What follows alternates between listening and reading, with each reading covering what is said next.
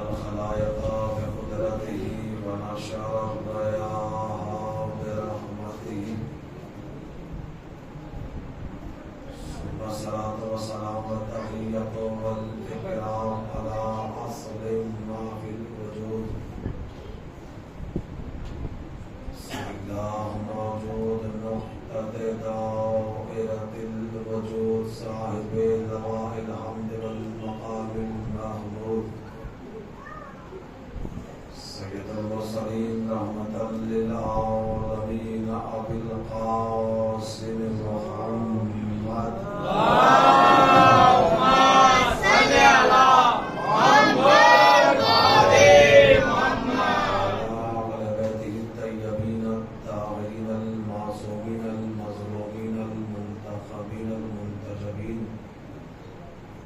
ولعنة الله على أعدائهم أجمعين من يومنا إلى قيام يوم الدين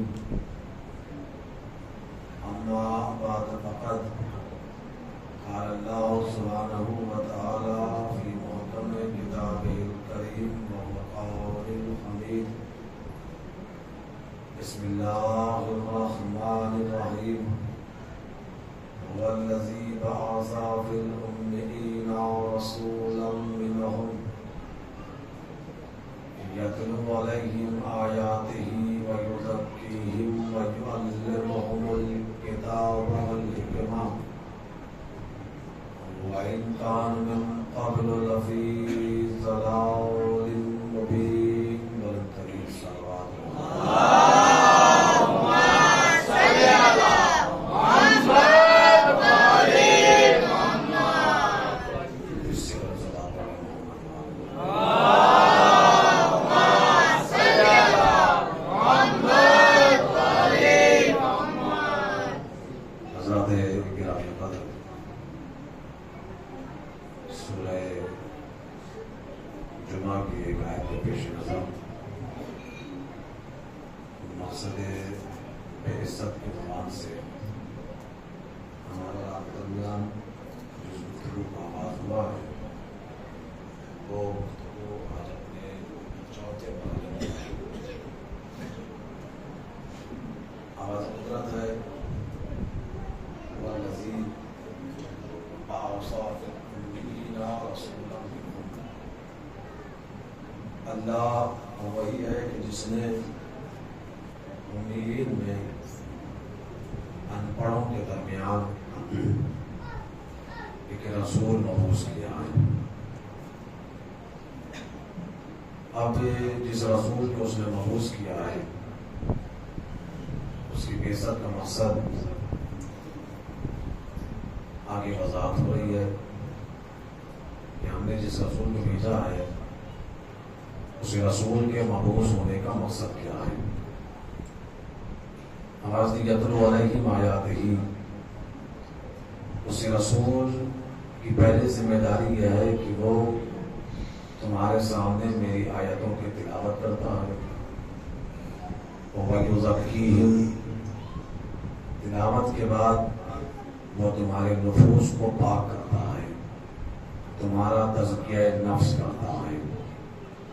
اور جب تم پاک و پاکیزہ ہو جاتے ہو اعمال کے ذریعے، تمہارے نفوس کو پاک کر چکا ہے، تو اب اس نبی کی تیسری ذمہ داری یہ ہے کہ وہ تمہیں اسی کتاب کی تعلیم دیتا ہے کہ جس کتاب کی تلاوت کر چکا ہے.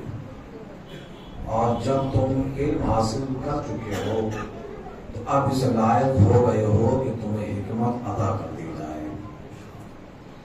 یعنی جو رسول دنیا میں تشریف لایا ہے اس کی 4 ذمہ داری ہے ازلویت قرآن. پہلی ذمہ داری ایک صلوات پڑھنے محمد علیہ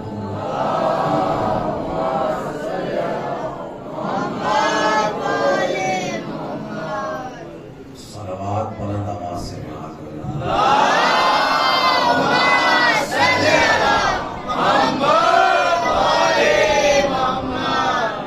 اور یہ بات میں اپنی طرف سے نہیں کہہ رہا ہوں بلکہ سرکار رسالت مآب کی حدیث مبارک ہے.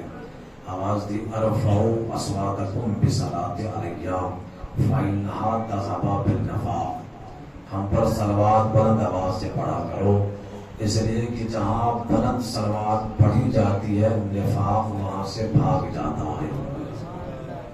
صلوات پڑھنے محمد والے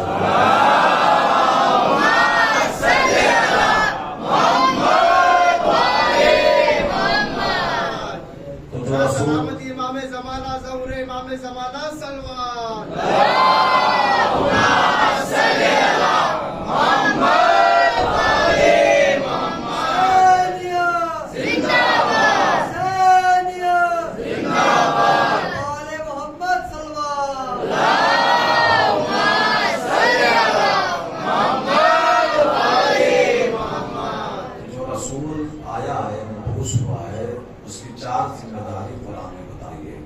پہلی ذمہ داری تو یہ ہے کہ وہ تلاوت آیات کرتا ہے، آیاتوں کی تلاوت پڑھ پڑھ کر تمہیں سناتا ہے، اور پھر صرف تلاوت تک اس کی ذمہ داری نہیں ہے، بلکہ تلاوت کے بعد اس کی دوسری ذمہ داری یہ ہے کہ وہ تمہارا تزکیہ نفس کرتا ہے، اور تزکیہ نفس ہونے کے بعد اب تمہیں اسی کتاب کی تعلیم دیتا ہے کہ جس کتاب کی تلاوت کر چکا ہے۔ یعنی قرآن واضح اعلان کر رہا ہے کہ ہم نے اس کتاب کو صرف پڑھنے کے لیے نہیں سمجھنے کے لیے نازل کیا۔ اگر صرف اور صرف تلاوت ہی معیار ہوتا قرآن کا کہ قرآن پڑھ لینا کافی ہے تو رسول کی ذمہ داری تلاوت آیات پہ ختم ہو جاتی، لیکن تلاوت آیات پر ذمہ داری ختم نہیں ہوئی، بلکہ جو علمہم الکتاب اب تمہیں اسی کتاب کی تعلیم دے گا۔ عربوں کو جو عربی جانتے تھے انہیں رسول عربی والی آیت پڑھنے کے بعد اب وہی رسول تمہیں ان آیتوں کا مطلب بتائے گا، اس کا مفہوم بتائے گا کہ آیا اس آیت میں خدا کے کہنے کا مقصد کیا ہے۔ یعنی تم اپنی طرف سے آیات قرآن سے کوئی نتیجہ نہ نکال لینا، بلکہ وہی نتیجہ لینا جو نتیجہ میرا نبی تمہیں دے دے۔ اپنی مرضی کی شریعت تم نہ بنا لینا، اپنی مرضی کا اسلام تم نہ بنا لینا، اپنی مرضی کا دین تم نہ بنا لینا۔ ہم قرآن کے مقصد کی ترجمانی کر رہے ہیں اور اس مقصد کو پھیلا کر میرا نبی بیان کرے گا کہ آیا اس آیت کا مفہوم ذات پروردگار کی نظر میں کیا ہے۔ یہ ذمہ داری کس کی ہے؟ رسول اللہ کی ہے۔ اور میں نے آپ کے مسلسل آپ کے سماعت کے حوالے جملے کر رہا ہوں کہ یہ تمام ذمہ داریاں جو رسول اللہ کی قرآن نے بتائی ہے، یہ تمام ذمہ داریاں صیغہ مضارع کے ساتھ ہیں۔ یتلو مضارع ہے، یزکیہم مضارع ہے، یعلم مضارع ہے، اور مضارع کا حسن یہی ہے کہ مضارع حال پہ بھی دلالت کرتا ہے، مستقبل کی بھی خبر دیتا ہے، یعنی حال اور مستقبل دونوں پہ دلالت کرتا ہے یہ مضارع۔ تو رسول کی جتنی بھی ذمہ داری قرآن نے بتائی وہ مضارع کے ساتھ بیان کی، اور یہ واضح کر دیا کہ رسول کی ذمہ داری کسی ایک خاص زمانے تک محدود نہیں ہے۔ کسی بھی نبی کی ذمہ داری کو اللہ نے مضارع کے صیغے کے ساتھ واضح نہیں کیا، لیکن جب میرے نبی کی ذمہ داری بیان کی تو صیغہ مضارع کے ساتھ بیان کی۔ یہ اس بات کی دلیل ہو گئی کہ محمد کی نبوت ایک خاص وقت تک محدود نہیں ہے۔ خدا کے لیے محمد مصطفیٰ کی نبوت کسی ایک خاص وقت تک محدود نہیں ہے، بلکہ جب تک دنیا آباد رہے گی اس وقت تک اس کی نبوت رہے گی، اور یہ اس کے آخری نبی ہونے کی سب سے بڑی دلیل ہے۔ اگر آخری نبی نہ ہوتا تو صیغہ مضارع کے ساتھ اس کی ذمہ داریوں کی وضاحت قرآن نہ کرتا، اس لیے کہ اس کے بعد اگر کوئی آنے والا نبی ہوتا تو پھر اس کا اعلان قرآن کرتا کہ اس کی ذمہ داری ختم ہو جائے گی اور اس کے بعد دوسرے نبی کی ذمہ داری آ جائے گی۔ لیکن میرے نبی کی تمام ذمہ داریاں مضارع کے ساتھ استعمال کر کے اللہ نے بتا دیا کہ میرے اس نبی کی نبوت کسی ایک خاص وقت تک محدود نہیں ہے، اور اس کی نبوت کسی ایک خاص خطے تک بھی محدود نہیں ہے۔ توجہ ہو رہی ہے آپ کی؟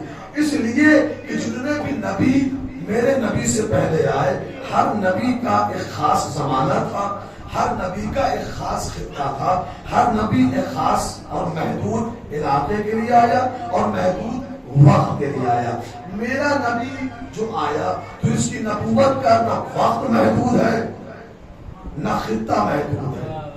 کل بھی میں نے آپ کو سماعت کے حوالے کیا کہ میرا نبی صرف مکے والوں کا نبی بن کر نہیں آیا, میرا نبی صرف مدینے والوں کا نبی بن کر نہیں آیا, بلکہ جہاں جہاں اس کی خدائی ہے اللہ رحمت للعالمین, یہ عالمین کے لیے رحمت بن کر آیا. اور حسن قرآن دے گیا کہ جو لفظ اس نے اپنے لیے استعمال کیا وہی لفظ اس نے میرے نبی کے لیے استعمال کیا. اپنے لیے کہا میں رب العالمین ہوں, میں عالمین کا رب ہوں. اس کے لیے کہا کہ یہ عالمین کے لیے رحمت بن کر آیا ہے, یعنی جہاں جہاں میری خدائی ہے وہاں وہاں اس کی نبوت ہے. تو تمام ذمہ داریاں قرآن نے مضارع کے ساتھ استعمال کی میرے نبی کی, اور مضارع یہ ہے کہ یہ چلتی رہے گی ذمہ داری. اور یہ ذمہ داری کب تک چلتی رہے گی؟ آپ ذمہ داری دیکھیں کیا کیا ہے. پہلی ذمہ داری ہے تلاوت آیات. تو جب تک سننے والے ہیں, بھائی تلاوت کرنے کے لیے سننے والے کا ہونا ضروری ہے نا, تو جب تک سننے والے موجود ہیں اس وقت تک یہ ذمہ داری نبوت رہے گی. بہت توجہ چاہ رہا ہوں. جب تک سننے والے ہیں اس وقت تک تلاوت کا کام چلتا رہے گا. جب تک نفوس ہے, جب تک نفس ہے, اس وقت تک تزکیہ نفس کا کام چلتا رہے گا. جب تک علم لینے والے ہیں اس وقت تک تعلیم کا کارواں چلتا رہے گا. جب تک حکمت وصول کرنے والے ہیں اس وقت تک حکمت کا کام چلتا رہے گا. تو میرے نبی کی ذمہ داری ہر زمانے میں ہے, کوئی زمانہ میرے نبی کی ذمہ داری سے خالی نہیں ہے. تو پھر ضروری یہ ہے کہ ہر زمانے میں کوئی ایسا ذمہ دار ہو جو یہ چاروں ذمہ داری انجام دے. توجہ ہو رہی ہے آپ کی؟ ہر زمانے میں کوئی ایسا ذمہ دار ہو کہ جو یہ چاروں ذمہ داری رسالت کی ہر زمانے میں انجام دے. اور میں نے آپ کی سماعت کے حوالے یہ جملہ کیا ہے کہ یہ ذمہ داری رسالت کسی بندے کی دی ہوئی نہیں ہے. رسول کو جو یہ ذمہ داری ملی ہے یہ ذمہ داری کسی بندے نے نہیں دی جا, یہ ذمہ داری میٹنگ ہو کر نہیں دی گئی ہے, یہ ذمہ داری دی ہے اللہ نے.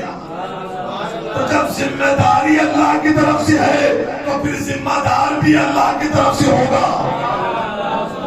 جو ہو رہی ہے آپ کی, جب ذمہ داری اللہ کی طرف سے ہے تو ذمہ دار بھی اللہ کی طرف سے ہوگا. اب جو نئے چہرے مجھے دکھ رہے ہیں, میں زیادہ پیچھے کو نہیں جا سکتا ہوں, معذرت کی طرف جا ہوں. تو یہ چار ذمہ داری رسول کے ذمہ لگائی ہے. تو اب ہمیں یہ دیکھنا ہے کہ بعد پیغمبر رسول اسلام کے دنیا سے پردہ کرنے کے بعد یہ چاروں ذمہ داری انجام کون دے سکتا ہے. ہمیں نہ نام سے کوئی جھگڑا ہے نہ تاریخ سے کوئی جھگڑا ہے. ہم نے تو قرآن پڑھا ہے اور ہم قرآن کے آئینے میں اس ذمہ دار کو چیک کریں گے کہ آیا جو بھی بعد رسالت مسند رسالت پہ بیٹھ رہا ہے اس کے اندر یہ چاروں ذمہ داری سنبھالنے کی صلاحیت ہے یا نہیں ہے. جو ہے نہیں ہے آپ کی, اس کے اندر یہ چاروں ذمہ داری, اگر اس کے اندر یہ چاروں ذمہ داری سنبھالنے کی صلاحیت ہے تو اسے مسند رسالت پہ بیٹھنے کا حق ہے. اور اگر نہیں ہے تو پھر کوئی بھی نام ہو ہمیں قبول نہیں ہے. اور جو ہے نہیں ہے آپ کی, پھر کوئی بھی نام ہو ہمیں قابل قبول نہیں. اس لیے کہ ہم نے قرآن پڑھا ہے وما آتاکم الرسول فخذوہ وما نہاکم عنہ فانتہوا. جو محمد تمہیں دے دے اسے لے لو, جس سے روک دے اس سے رک جاؤ. تو ہم تو اسے مانیں گے جسے محمد نے دیا ہے. اپنی مرضی سے ہمارے گھر کا وارث تو بن سکتا ہے, دین کا محافظ نہیں بن سکتا. ہماری اپنی مرضی سے ہمارے اپنے گھر کا وارث تو بن سکتا ہے, دین کا وارث ہماری اپنی مرضی سے نہیں بن سکتا ہے. تو اب بعد پیغمبر جو بھی مسند رسالت پہ بیٹھے گا اس کے اندر بہت آرام سے آہستہ آہستہ کرتے ہوئے میں آگے بڑھتا رہوں گا. جو بھی مسند رسالت پہ بیٹھے گا اس کے اندر کی چار کوالٹی از قرآن ہونی چاہیے. اور وہ کوالٹی، یہ چاروں کوالٹی اس زمانے میں سب سے اعلیٰ ہونی چاہیے اس کے پاس. یہ چاروں ذمہ داری، یہ کوالٹی اس زمانے میں سب سے اعلیٰ ہونی چاہیے. اور میں نے آپ کو کل یہاں تک چھوڑا تھا کہ یہ دو ذمہ داری، ایک تو تعلیم تلاوت کی ذمہ داری اور دوسری تزکیہ نفس کی ذمہ داری. اس کے لیے علی کے علاوہ کوئی دوسرا نظر نہیں آتا. اب تیسری ذمہ داری ہے تعلیم کتاب کی. تیسری ذمہ داری کیا ہے؟ علم کو پہنچانا. تو بعد پیغمبر مسند رسالت پہ جو بھی بیٹھے گا وہ اس زمانے کا سب سے بڑا عالم ہونا چاہیے. خدا کرے کہ میں اپنی بات پہنچا دیتا ہوں، اس لیے کہ علم پہنچانا رسالت کی ذمہ داری ہے. تو بعد پیغمبر جو بھی مسند رسالت پہ بیٹھے گا اس کے لیے ضروری یہ ہے کہ وہ اس زمانے کا سب سے بڑا عالم ہونا چاہیے. اچھا، میرے نبی، اسی لیے میں نے پہلے آپ کے سماعت کے حوالے کیا کہ میرے نبی کی نبوت صرف مکے تک نہیں ہے.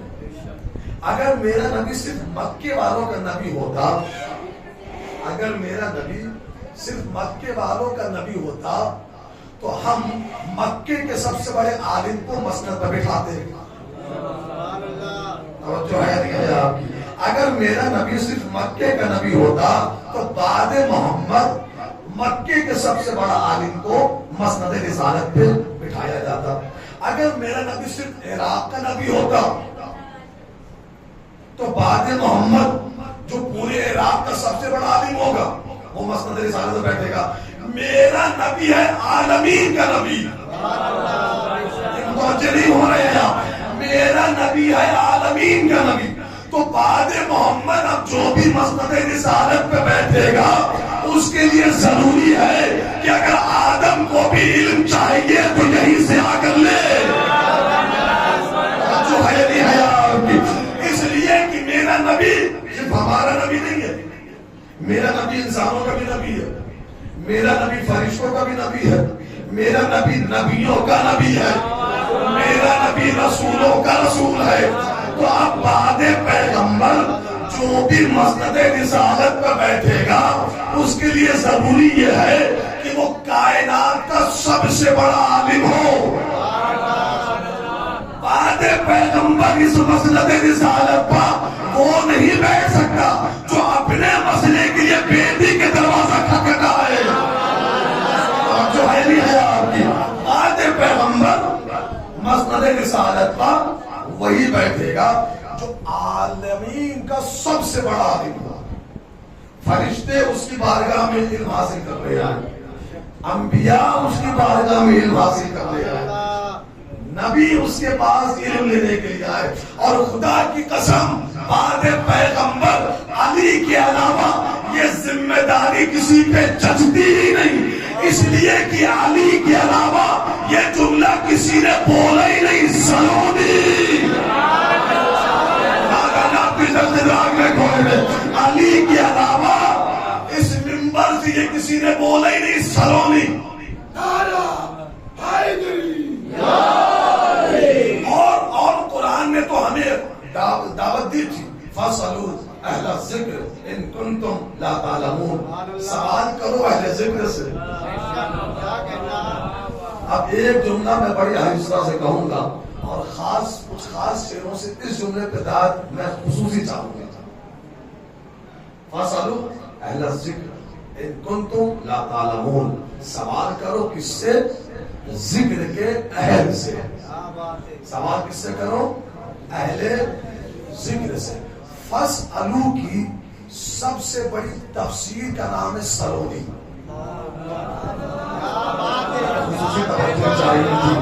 فَاسْأَلُوا کی سب سے بڑی تفسیر کا نام سلونی. قرآن نے کہا فَاسْأَلُوا، علی نے جواب دیا سلونی. قرآن نے دعوت دی فَاسْأَلُوا، علی نے تفسیر کے طور پہ خود کو سامنے لایا. سلونی پوچھو مجھ سے. اور تھوڑی دیر یہاں پہ ٹھہر کر میں کوشش کرتا ہوں کہ میری تقریر قرآن کی آیتوں کے حساب میں رہے تاکہ کسی کو فرار کا موقع نہ مل سکے. آیتوں کے حساب میں رہے.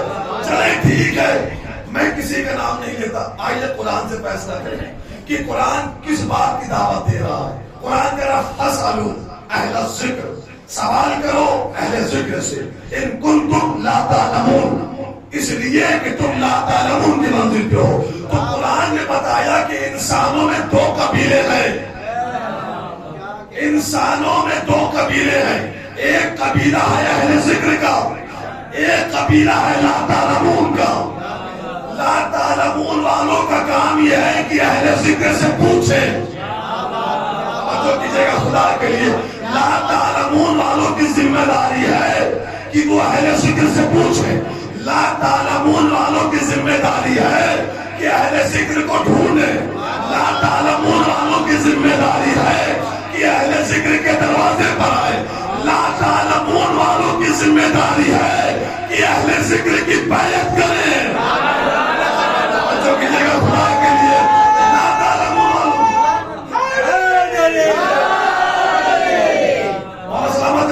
لا تعلمون والوں کی ذمہ داری ہے کہ وہ اہل ذکر تک پہنچے, اہل ذکر کو ڈھونڈے, اہل ذکر کے دروازے پر جائے, اہل ذکر کی بیعت کرے.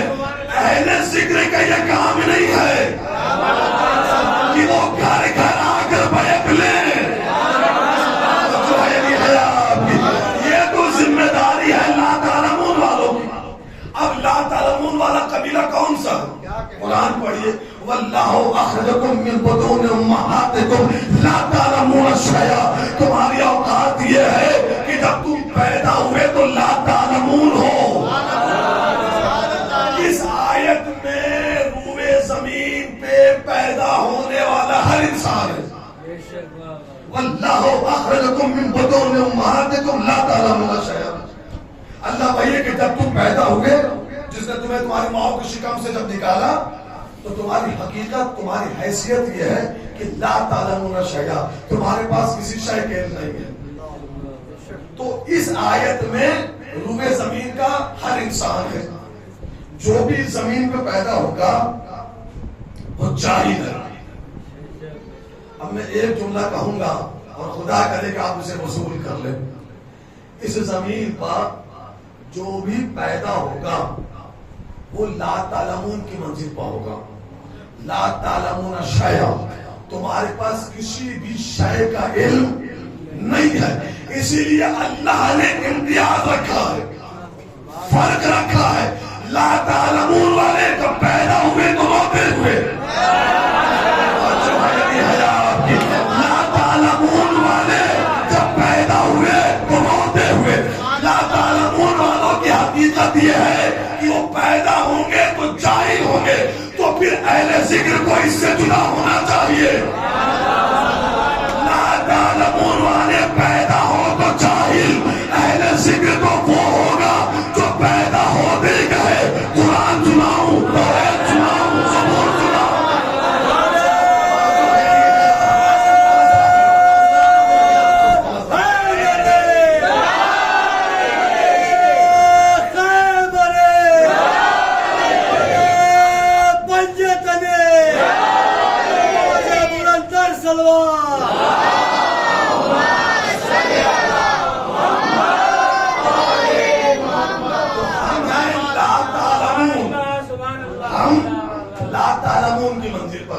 اور لا تعلمون والوں کا کام یہ ہے کہ وہ اہل ذکر سے سوال کرے. کس سے؟ ذکر کے اہل سے. چلیے میں زیادہ آپ کو اور زیادہ تمہید کی بات میں نہیں گھماؤں گا, جلدی سے بالکل اگلے زینے پر قدم رکھوں گا. لا تعلمون والے ہمیں دنیا کا ہر انسان, اب ان کی ذمہ داری ہے لا تعلمون والوں کی ہماری کہ ہم اہل ذکر سے سوال کریں. تو کس سے سوال کرنا ہے؟ ذکر کے اہل سے. تو پہلے قرآن سے یہ ڈھونڈیے کہ ذکر کون ہے. میں نے پہلے کہا کہ میں تاریخ میں رچتا ہی نہیں, میں تو قرآن پڑھتا ہوں.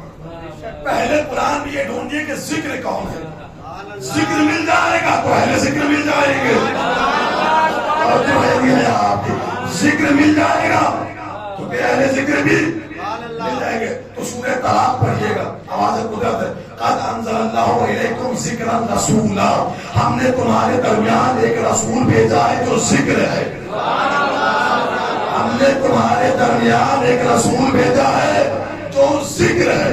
تو ذکر ہے محمد، ذکر ہے میرا نبی. سوال کرنا ہے اہل ذکر سے، یعنی محمد کے اہل سے.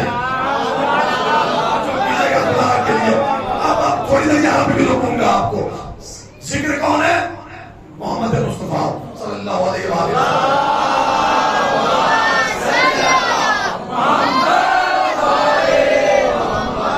ذکر ہے میرا نبی. سوال کرنا ہے اہل ذکر سے، یعنی محمد کے اہل سے. اہلیت رشتے کی بنیاد پہ نہیں ہوتی کہ وہ باپ ہے میرا اس لیے میں اہل ہوں اس کا. نہیں، قرآن پڑھیے گا. جناب نوح کشتی لے کر چلے، بیٹا ڈوبنے لگا. نبی کے ساتھ ساتھ باپ بھی تھے جناب نوح. تب سے دعا بلند کر دیا، معبود تو نے وعدہ کیا تھا تیرا اہل ڈوبے گا نہیں، ہے تو ڈوبے گا، ڈوب رہا، بچا دے. اور تو کہتے یا نوح انہ لیس من اہلک. کیا لطافت ہے قرآن کی، خدا کی قسم. قرآن نے یہ نہیں کہا کہ یہ تیرا بیٹا نہیں ہے. آواز دی انہ لیس من اہلک، نوح یہ تیرا اہل نہیں ہے. معلوم اہل بیت رشتے کی بنیاد پر نہیں، کردار کی بنیاد پر بنتے ہیں. جو ہے نہیں ہے آپ کی، رشتے کی بنیاد پر اہل بیت نہیں بنتے. اور آگے وضاحت بھی کی کہ کیوں نہیں ہے اہل. بیٹا تو ہے، اہل کیوں نہیں؟ آگے قرآن ہی وضاحت کرا انہو عمل غیر صالح. اس لیے اب میں ترجمہ کر رہا ہوں اور آن ریکارڈ ترجمہ کرنے لگا ہوں. نوح یہ تیرا اہل نہیں ہے. کیوں؟ انہو عمل غیر صالح، اس لیے کہ اس کا عمل دور کی حجت کے عمل سے ملتا نہیں ہے. عمل صالح وہی ہوتا ہے جو حجت کے عمل سے ملتا ہو. جو حجت کے عمل سے ٹکرا جائے وہ عمل تو ہے، عمل صالح نہیں. تو قرآن نے اعلان کیا کہ نوح یہ تیرا اہل نہیں ہے. اور وہ اہلیت رشتے کی بنیاد پر نہیں، کردار کی بنیاد پر ہے. تو ذکر ہے میرا نبی. سوال کرنا ہے اہل ذکر سے، یعنی محمد کے اہل سے. میرے نبی نے بھی دیکھا، کل کو کوئی بھی کھڑا ہو جائے گا میں محمد کا رشتہ دار ہوں، میں محمد کا رشتہ دار ہوں، میں محمد کا اہل ہوں، میں محمد کا اہل ہوں، میں محمد کا اہل ہوں. بس یہی سوچ کر میرے نبی نے بیٹی کی چادر کو تانا، پنجتن جمع ہوئے، ہاتھوں کو اٹھایا، آواز دی اللہم ہاؤلاء اہل بیتی. معبود میرے اہل یہی ہے. خطاب اللہ سے تھا، پیغام امت کو تھا کہ ہر کسی کو اہل نہ بنانا. اہل وہی ہے جو چادر کے دائرے میں ہے. صلوات محمد علیہ.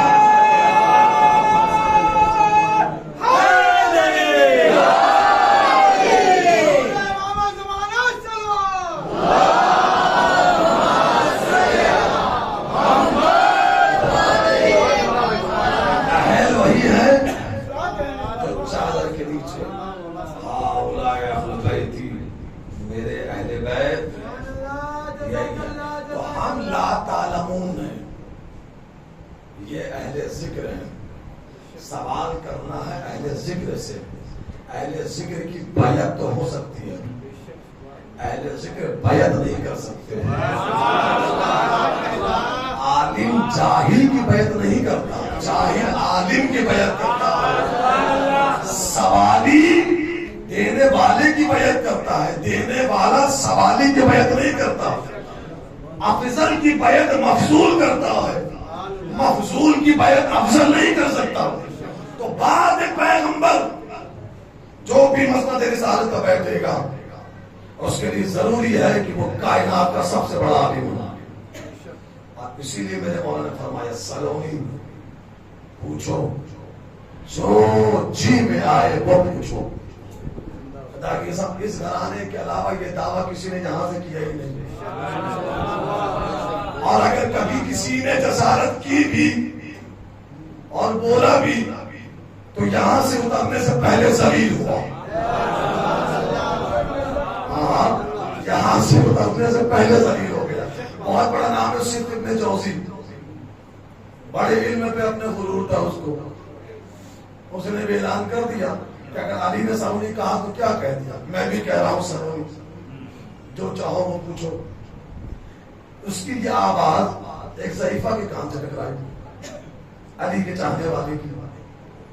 اس نے کہا یہ میرے مولا کا جملہ اور یہ چرا چرا کر اپنی طرف نسبت دے رہا ہوں. غیظ میں کل مسجد پر آئی. اس نے کہا او میرے مولا کے فضائل کو کم کرنے والے, تو نے دعویٰ کیا ہے سرونی کا. اس نے کہا ہاں پوچھو, کیا پوچھنا ہے تمہیں؟ شریعت کے بارے میں پوچھو, قرآن کے بارے میں پوچھو, تاریخ کے بارے میں پوچھو, حدیث کے بارے میں پوچھو. اس نے کہا میں یہ سب پوچھنے نہیں آئی, یہ سب تیرے پلے کی چیز ہے بھی نہیں, یہ سب پوچھنے نہیں آئی کہ آیات کی تو وضاحت کرے اور حدیث بیان کر. صرف مجھے اتنا بتا دے یہ جو امامہ باندھا ہوا ہے سر پہ, یہ خود باندھا ہے یا کسی سے بندھوایا ہے؟ یہ امامہ خود باندھا ہے یا کسی سے بنوایا ہے؟ اس نے کہا نہیں میں نے خود باندھا. اس نے کہا چھوڑ زمین و آسمان کی بات ہے, مجھے صرف اتنا بتا دے تیری اس امامے کے پیچ کتنے ہیں. جیسے اس نے یہ جملہ کہا, اس نے ممبر چھوڑا اور چھوڑتے چھوڑتے جملہ کہا, یہ جملہ صرف اسی پہ زیب دیتا ہے جو زمین و آسمان کے راتوں سے واقف ہے. یہ دعویٰ صرف اسی پہ سے گھرانے نے کیا. سلونی پوچھو مجھ سے جو پوچھنا چاہو. میرے مولا نے کہا تھا سلونی پوچھو مجھ سے, میں تمہیں بتاؤں گا کون سی آیت 3 میں نازل ہوئی, کون سی آیت 8 میں نازل ہوئی, کون سی آیت 70 میں نازل ہوئی, کون سی آیت وطن میں نازل ہوئی, کون سی آیت محراب میں نازل ہوئی, کون سی آیت میدان میں نازل ہوئی, کس آیت کی تعبیر کیا ہے, کس آیت کی تفسیر کیا ہے, کون سی آیت محکم ہے, کون سی آیت متشابہ ہے. اسرار کائنات مجھ سے پوچھو, میں تمہیں بتاؤں گا زمین کے نیچے کیا ہے, آسمانوں کے پیچھے کیا ہے, فردوس اعلیٰ کے اوپر کیا ہے, جنت کی حقیقت کیا ہے, جہنم کی حقیقت کیا ہے, سورج کے چمکنے کا راز کیا ہے, چاند کی چاندنی کا درشم کیا ہے, ستاروں کی زوباشی کی حقیقت کیا ہے, ہواؤں کے جاری ہونے کی کیفیت کیا ہے, خلا کی وسعتیں کیا ہے, زندہ مردہ کیسے ہوتے ہیں, مردہ زندہ کیسے ہوتے ہیں. غیب کی کنجیاں میرے پاس ہے, میں کلمۃ اللہ ہوں, جب اللہ ہوں, لسان اللہ ہوں, وجہ اللہ ہوں, میں ہوں غیب کی خبریں بتانے والا.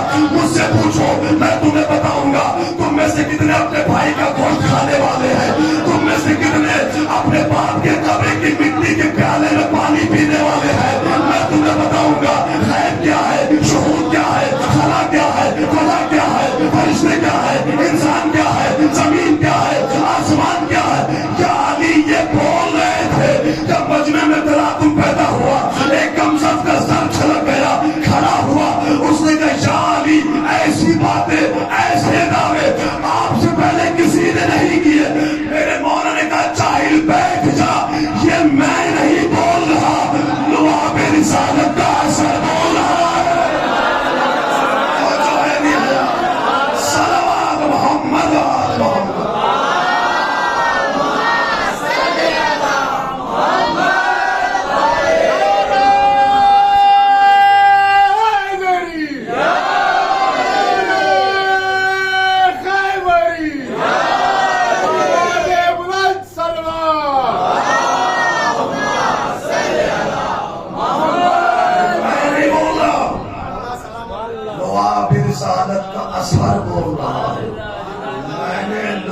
رسالت اپنے سینے میں اتارا ہے. اور خدا کی قسم ایک جملہ پھر میں کہوں گا اور بڑی لطافت کے ساتھ میں بڑا اس طرح سے کہوں گا, جو جس آئینے میں اس جملے کو رکھ لے وہ وہیں سے لطف لے لے گا. نہ جانے لعاب محمد کی کیسی کشش تھی کہ اس لعاب محمد کے انتظار میں علی نے فاطمہ بنت اسد کیسی ماں کے شیر کو قبول نہیں کیا. اور جو ہے آپ کی نہ جانے اس لعاب رسالت میں کیسی کشش تھی کہ 3 دن تک علی منتظر رہا. اب رسول آئے، اب میں پہلی خطاب لعاب رسالت سے لوں، جس کے لعاب کا نام سلونی ہے۔ بڑا فضلی جملہ کہا تھا ہم سے سنو شان رسالت کیا ہے، ہم بتائیں گے مقام محمد کیا ہے، ہم بتائیں گے معراج نبوت کیا ہے، ہمارے علاوہ کوئی بتا بھی نہیں سکتا، اس لیے کہ تم نے محمد کو سمجھا ہے اپنے جیسا، اور اسی لیے علی کو جو نہ ماننے کی وجہ ہے، جو علی کے انکار کی وجہ ہے، جو علی کو نہیں مانا لوگوں نے، مسلمانوں نے حسن کو نہیں تسلیم کیا، اس کی ایک بنیادی وجہ بھی یہی ہے کہ علی کا انکار اس لیے کیا دنیا نے چونکہ دنیا محمد کو نہیں سمجھا، چونکہ محمد مصطفیٰ کو سمجھا اپنے جیسا، لہذا اس کے اعلان کو، اس کے افعال کو، اس کے کردار کو اپنی طرح سمجھ لیا کہ جیسے ہم چاہتے ہیں ویسے یہ بھی چاہتا ہے، جیسے ہم کرتے ہیں ویسے یہ بھی کرتا ہے، جیسے ہم کسی کی محبت میں دیوانے ہو جاتے ہیں ویسے یہ بھی ہو جاتا ہے، یہ اپنی مرضی سے کچھ کرتا ہی نہیں، یہ وہی کرتا ہے جو وہی ہوتی ہے۔ اور میرے نبی کو اپنے جیسا نہ کہنا، قرآن نے منع کیا، کیا میرے نبی کیف ضرب لک الامثال، انہوں نے تجھے اپنے جیسا کہنے کے لیے کیسی کیسی مثالیں بنائی ہیں کہ یہ کیسا نبی ہے، ہماری طرح چلتا ہے، ہماری طرح پھرتا ہے، ہماری طرح سوتا جاگتا ہے، ہماری طرح کھاتا پیتا ہے، کیف ضرب لک الامثال، انہوں نے تیرے کیسی کیسی مثالیں بنائی اپنے جیسا کہنے کے لیے، یہ مثالیں بنا کر ہوا کیا، فضلوا، گمراہ ہو گئے۔ کیجئے گا تجھے اپنے جیسا کہہ کر گمراہ ہو گئے، اب جو تجھے اپنے جیسا کہہ رہے ہیں ان کے لیے میری طرف سے سزا ہے، فلا یستطیعون سبیلا، میں اللہ انہیں سبیل تک نہیں جانے دوں گا۔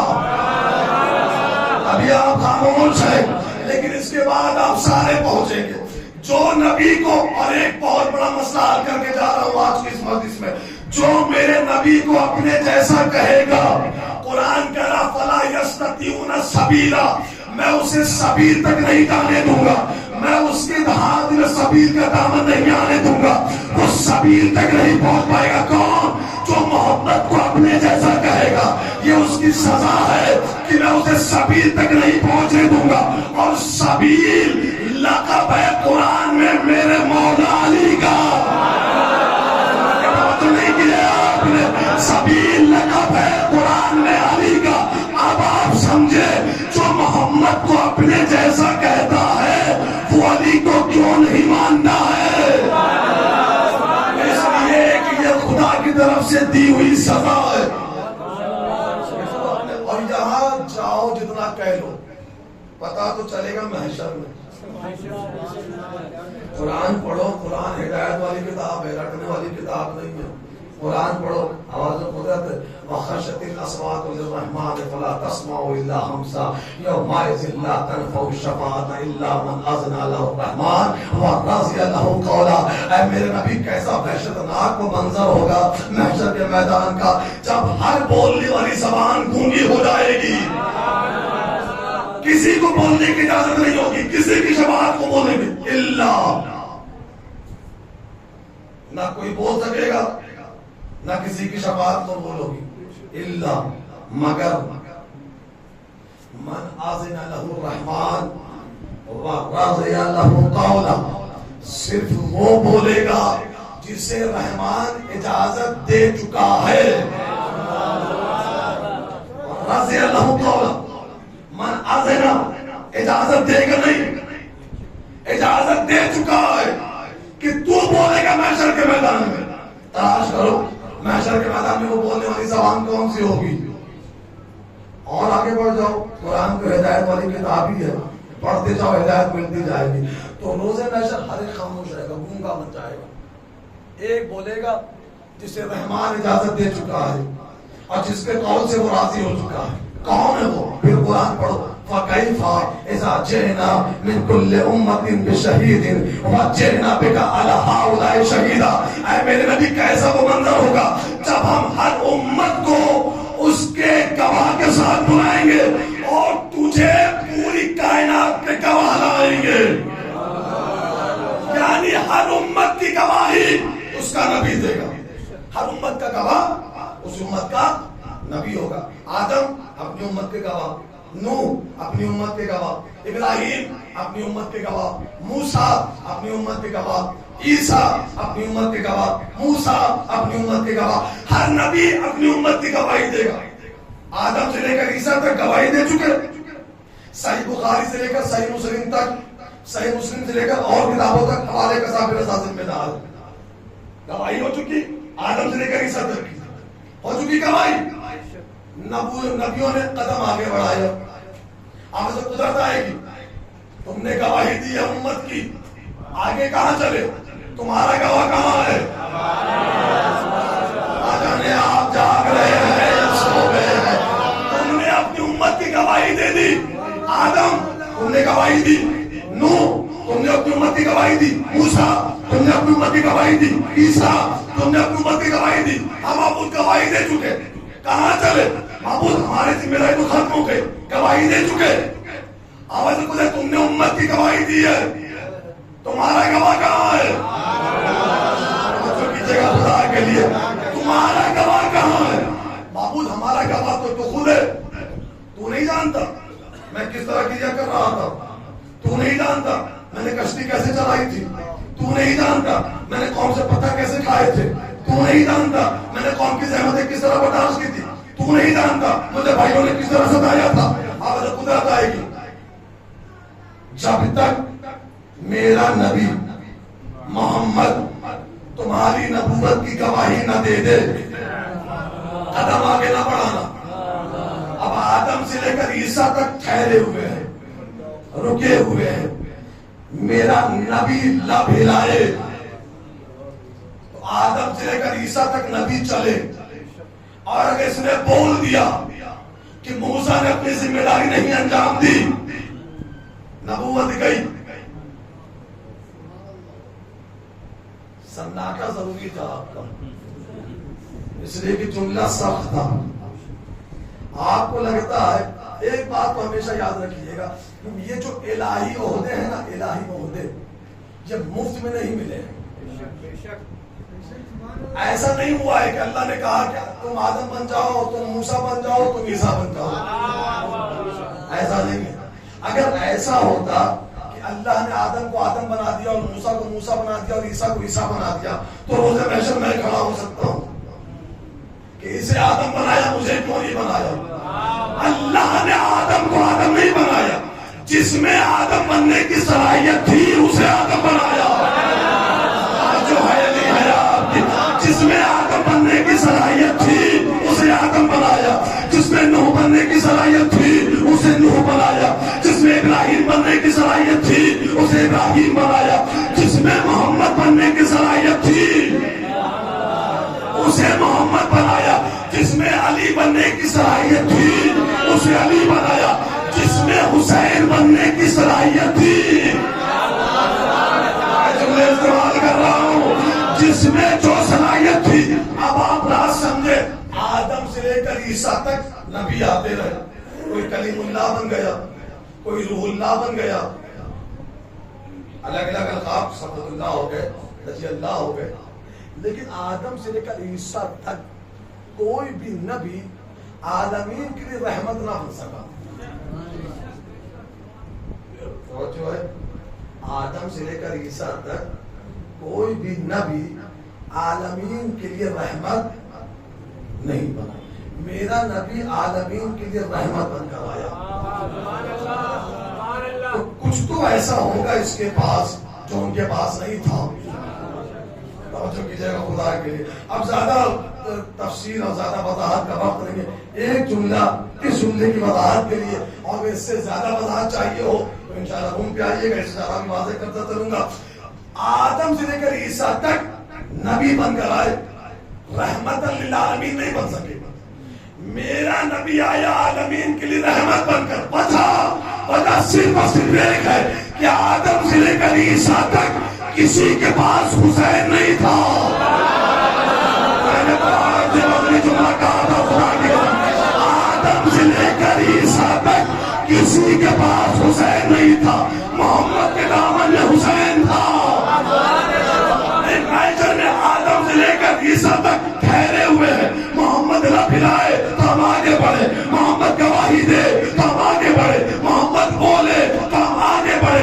یعنی آدم سے لے کر عیسیٰ تک 1,24,000 پیغمبر تب بڑھتے ہیں جب محمد بولے, تب چلتے ہیں جب محمد بولے, تب آگے بڑھتے ہیں جب محمد بولے. اور ایک منظر ہے, عید کا دن ہے, مدینے کی گلی ہے, ایک آنے پہ حسن, ایک آنے پہ حسین. حسین کہتے نانا ادھر, محمد ادھر, حسین کہتے نانا ادھر, محمد ادھر. یعنی آدم سے لے کر عیسیٰ تک ادھر جاتے ہیں جدھر محمد بولے, محمد ادھر جاتا ہے جدھر حسین بولے. صلوات محمد وآل محمد.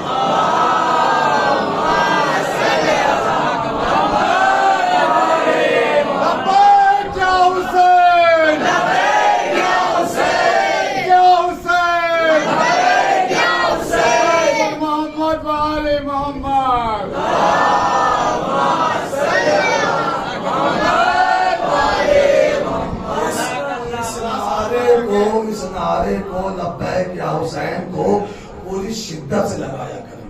لبیک یا حسین, لبیک یا حسین, لبیک یا حسین, لبیک یا حسین. نور امام زمانہ سلوات. اللہم صلی علی محمد وآل محمد. اگر کوئی آپ سے پوچھے نا کہ یہ نیا نعرہ کہاں سے ایجاد ہو گیا 5-10 سال پہلے سے, یہ لبیک یا حسین, یہ نیا نعرہ نہیں ہے. تمہیں لبیک یا حسین سمجھ نہیں آتا؟ حج پہ جاتے ہو کیا کہتے ہو؟ لبیک اللہم لبیک, اے اللہ ہم حاضر ہیں, اے اللہ ہم حاضر ہیں. میں نے کہا مولوی صاحب آپ کو اللہ نے بلایا تھا, انویٹیشن کارڈ بھیجا تھا, تو وہاں جا کے کہنے لبیک اللہم لبیک. اور کہا جی آپ سمجھے نہیں, جب جناب ابراہیم نے کعبے کو بنایا تو اللہ نے کہا ابراہیم میرے بندوں کو بلاؤ کہ میرے گھر کا طواف کریں. جناب ابراہیم نے کہا معبود دور دور تک کوئی بندہ نظر نہیں آتا, ریگستان ہے, کسے آواز دو؟ آواز پوچھتا ہے ابراہیم تم آواز بلند کرو, تمہاری آواز کو نسلوں تک پہنچانا ہماری ذمہ داری ہے. تم آواز بلند کرو, تمہاری آواز کو نسلوں تک پہنچانا ہماری. تو جس نے اس وقت لبیک کہی تھی وہ آج جاتا ہے حج پہ, اور وہاں جا کے بولتا ہے ابراہیم آپ نے بلایا تھا, ہم حاضر ہو گئے. لبیک لبیک لبیک لبیک. ابراہیم نے 4000 سال پہلے بلایا تھا, حسین نے 1400 سال پہلے بلایا تھا. تمہیں 4000 سال پہلے کی آواز یاد ہے, 1400 سال پہلے کربلا کی آواز نہیں ہے. ابراہیم خواب کا نام ہے, حسین تعبیر کا نام ہے. آپ کی آواز یاد ہے, تعبیر کی آواز یاد نہیں ہے. اور ضروری ہے, آج کے دور میں تو اور ضروری ہے کہ پوری شدت سے لبیک یا حسین کے نعرے لگے. اپنی نسلوں کو یہ نعرہ سکھائیے, اپنی نسلوں کو لبیک یا حسین, لبیک یا حسین. حسین زندہ باد, یزید مردہ باد. حسین زندہ باد, یزید مردہ باد. حسین زندہ باد, یزید مردہ باد. حسین زندہ باد, یزید مردہ باد. حسین زندہ باد. ہر نظم میں, ہر بزم میں, ہر چوراہے پر اپنی نسلوں کو سکھاتے رہیے حسین زندہ باد, یزید مردہ باد, یزید مردہ باد, یزید مردہ باد. اس لیے کہ وہ زمانہ آ گیا ہے جب بڑے بڑے بتوں کو بھی خواب میں یزید نظر آ رہا ہے.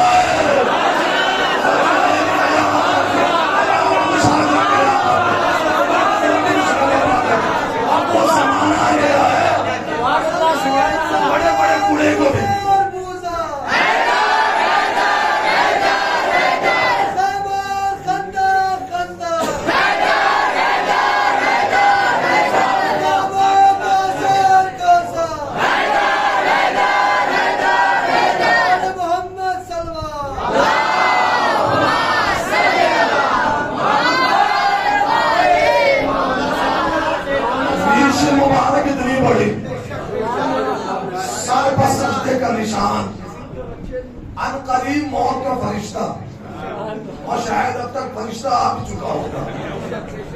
اور اس عمر میں بھی تمہیں خواب میں یزید نظر آ رہا ہے. میں تو کہتا ہوں مجھے تعجب نہیں بلکہ یقین تھا کہ تمہیں یزید ہی نظر آئے گا. جس خواب میں تم نے یزید کو بھی بلا لیا اسی خواب میں والدہ کو بھی بلا لیتے اور پھر اپنی امی جان سے یہ مسئلہ پوچھتے کہ امی رات سمجھ میں نہیں آیا کلمہ محمد کا پڑھتا ہوں خواب میں یزید کو دیکھتا ہوں.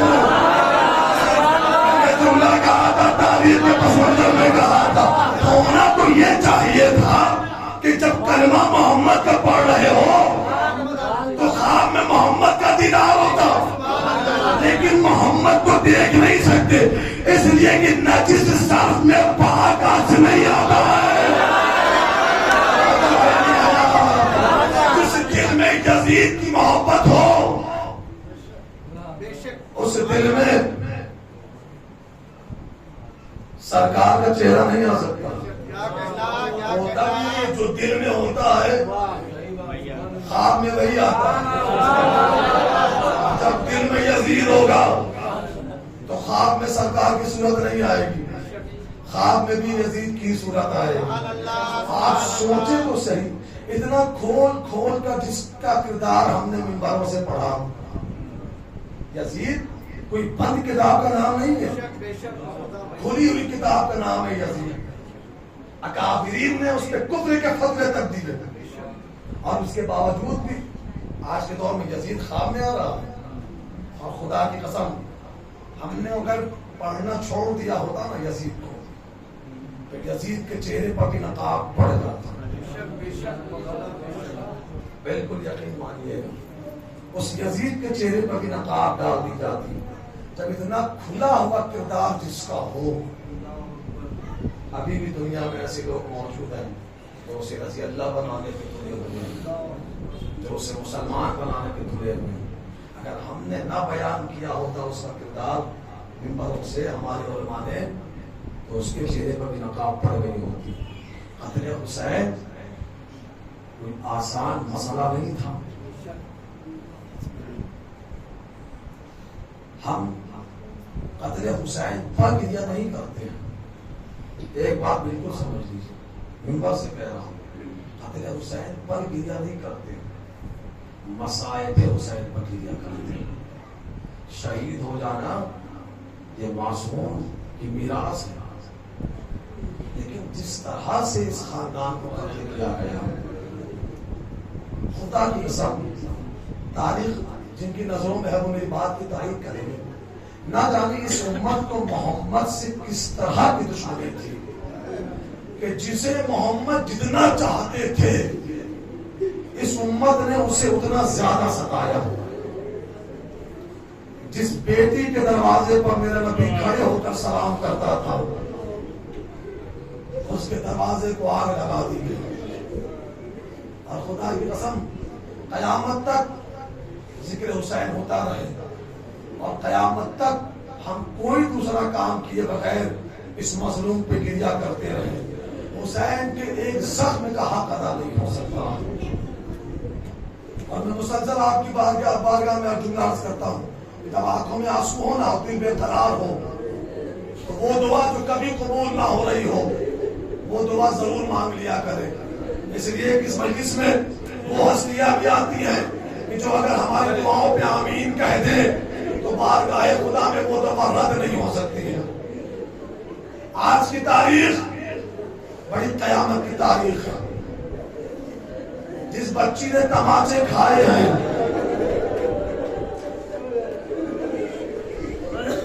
جس بچی کے کانوں سے گوشوارے چھینے گئے ہیں اس بچی کی شب شہادت ہے. گھر جانا اور میری بات کی تائید کیجیے گا. خدا جب کسی کو بیٹی دیتا ہے نا بیٹیاں ماں سے زیادہ باپ سے مانوس ہوتی ہیں. اگر باپ رات میں دیر سے گھر آئے نا جب گھر آتا ہے نا کوئی آگے بڑھے نہ بڑھے چھوٹی بیٹی دوڑ کر باپ سے نکل جاتی ہے. بابا آنے میں بڑی تاخیر کر دی. اب میرا دل بڑا تڑپ رہا تھا. جس سکینہ کو خبر تھی اب میرا بابا جو مقتل جا رہا ہے وہ زندہ لوٹ کر نہیں آئے گا. اس بیٹی نے اپنے باپ کو کیسے پیدا کیا؟ آہستہ آہستہ منزلیں بڑھ رہی ہیں. اور میں مسلسل آپ کی سماعت کے حوالے ایک جملہ ضرور کر رہا ہوں. بہت ظلم ہوا ہے 10 محرم کو کربلا میں، لیکن اصل ظلم 10ویں کے بعد شروع ہوا. 11 محرم کو جب حسین کے قافلے کو اسیر کر کے ظالم کوفے کی طرف لے کر چلے ہیں نا، عمر سعد نے کہا شمر میں چاہتا یہ ہوں زینب و سجاد کو اس راستے سے گزارا جائے جہاں شہیدوں کے لاشیں پڑے ہوئے ہیں. اہل حرم کو مقتل سے گزارا گیا. جیسے مقتل سے اہل حرم کا گزر ہوا، ہر بیوی نے اپنے آپ کو ان کی پشت سے گرا دیا. کسی نے اکبر کو اٹھایا، کسی نے قاسم کو اٹھایا، کسی نے کسی شہید کو اٹھایا. ایک جملہ پڑھوں گا، سمجھ گئے تو گھر تک ہوتے ہوئے جاؤ گے. پورے مقتل میں بیویوں کو سب سے زیادہ وقت حسین کو اکٹھا کرنے میں لگا ہے. نہ جانے کون اس جملے کو سمجھا ہے. مقتل میں بیویوں کو سب سے زیادہ وقت حسین کو اکٹھا کرنے میں لگا. کوئی ٹکڑا زینب نے اٹھایا، کوئی ٹکڑا کلثوم نے اٹھایا، کوئی ٹکڑا فضا نے اٹھایا، کوئی ٹکڑا 4 برس کی بچی سکینہ نے اپنی گود میں اٹھایا. جزاک اللہ خیر جزا. بیویاں بیان کرتی رہی. یا شمر نے چلنے کا نعرہ بجایا، بیویوں کو اوپر پہ سوار کیا جانے لگا. سکینہ اپنے باپ کے ٹکڑے کو لیے ہوئے، رخسار اپنے باپ کے لاش پر رکھے ہوئے فریاد کر رہی تھی، بابا تماچے مارے گئے، بابا جو بندے پر لائے تھے ملعون خونی نے نوچ لیے، بابا میرا کرتا دیکھو جلا ہوا. اطمینان سے مجھے کسی منزل کی طرف بڑھنا ہے. سکینہ فریاد کر رہی تھی. تمام بیویاں سوار ہونے لگی. عمر سعد نے کہا شمر حسین کی بیٹی سکینہ حسین سے جدا نہیں ہو رہی ہے. رونے والے اس جملے کے لیے مجھے معاف کرنا. میں بی بی زینب سے معافی مانگ کر جملہ پڑھنے لگا.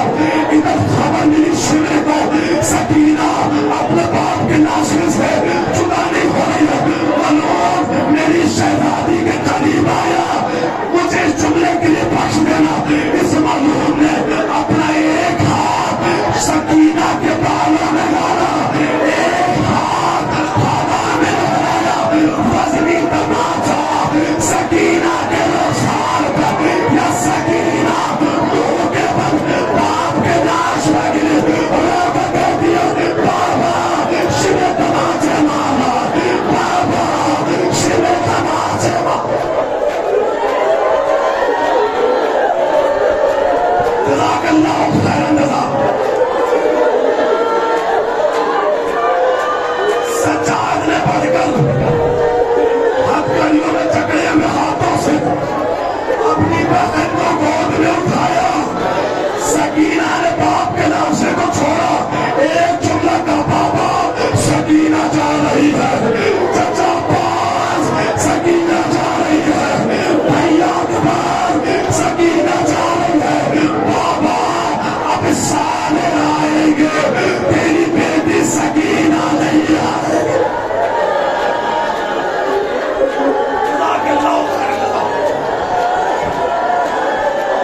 قافلہ روانہ ہو گیا.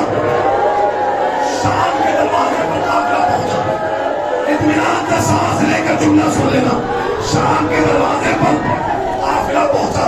سجاد کہتے میرا حال جیسے ہم یزید کے دربار کے دروازے پر پہنچے ہیں نا، اندر دربار سے یزید کا ایک قاصد آیا. اس نے کہا شمر یزید کا حکم ہے اہل حرم کو عام قید कैदी की तरह नहीं बल्कि रूमी कैदियों की तरह दरबार में दाखिल करो। मलून कहता मैं इशारा समझ गया, अब ये हाथ बंधे हुए आपके सामने, दिन पर चोट लग जाए खातिम समझ के माफ करना। सजाद के तमिलहाल मलून ने अपने सामान से एक रस्सी निकाली, उस रस्सी से मलून ने सबसे पहले मेरी गर्दन को बांधा, फिर उसी रस्सी में ज़ैनब की गर्दन को बांधा गया, उसी रस्सी से कुलसूम की गर्दन को बांधा गया, उसी रस्सी में फिजा की गर्दन को बांधा गया, उसी रस्सी से मेरी 4 बरस की बहन सकीना, उसी रस्सी में सकीना की गर्दन को बांधा गया। बस समेटने मैंने बयान को। सजाद के तमिलहाल इंसाफ कर, मेरी बहन सकीना बीवियों के दरमियान में थी, सकीना बीवियों के दरमियान में थी, आगे बड़े जब की बीवियां थी, पीछे बड़े जब की बीवियां थी, दरमियान में मेरी बहन सकीना थी जिसका कद छोटा था। ये जुमला आप समझे या नहीं समझे? अज़ादारों जवानों थोड़ा में देखना मेरी तरफ, सर उठाना मेरी तरफ देखना। मैं जुमले की वजाहत नहीं कर सकता, सिर्फ इशारे कर सकता हूँ। इशारा समझ गए, घर तक आते में जाओगे। सजाद के तमिलहाल एक रस्सी में सालिम ने सारों के गले बांधे, बीवियों के दरमियान में मेरी 4 बरस की बहन सकीना थी, आगे बड़े तक की बीवियां थी, पीछे बड़े तक की बीवियां थी, दरमियान में सकीना थी जिसका कद छोटा था। एक रस्सी में सारों के गले बंधे थे। सजाद के तमिलहाल कयामत क्यों ना गई, जब बीवियां चलने लगी है ना, मेरी बहन का कदम जमीन पे नहीं होता था। सकीना रस्सियों पे छोड़ने लगती थी, रो रो के कहती थी सजाद मेरी सांस रुक रही है, भैया सजाद मेरा दम रुक रहा है, सजाद सकीना मर जाओ। रस्सी में मिलेगी तो वो ज़ैनब तमाम हो गई, रोते रोते जिंदान में ये बच्चे गायब हो गए। नए शब को सकीना ने बाप ने हुसैन ख्वाब में बाप हुसैन को देखा, आंखें खोली, कभी दौड़ कर ज़ैनब के करीब जाती है, कभी दौड़ कर सजाद के करीब जाती है। भैया सजाद अभी तो मेरा बाबा आया था, अभी तो बाबा मुझे गोद में लिए थे, अभी बाबा मुझे प्यार कर रहे थे। न बच्ची की आवाज पे यजीद मजलूम ने हुसैन का कटा हुआ सर जिंदान शाम में भेजा। रात की तारीकी में 4 बरस की बच्ची को कटा हुआ बाप का सर मिला। सकीना के बाप के सर को देखा, मुंह पे मुंह रख दिया, बाबा हम प्यासे रह गए, बाबा हुसैन शिमने तमाचे मारे, फरियाद करते करते सकीना की आवाज बंद हुई। ये सजाद ने बीमार को हाथों पे उठाया, एक आवाज इन्ना लिल्लाह व इन्ना इलैहि राजिऊन। कभी ज़ैनब सकीना हमसे जुदा हो गई, कभी कुलसूम सकीना माता हुसैन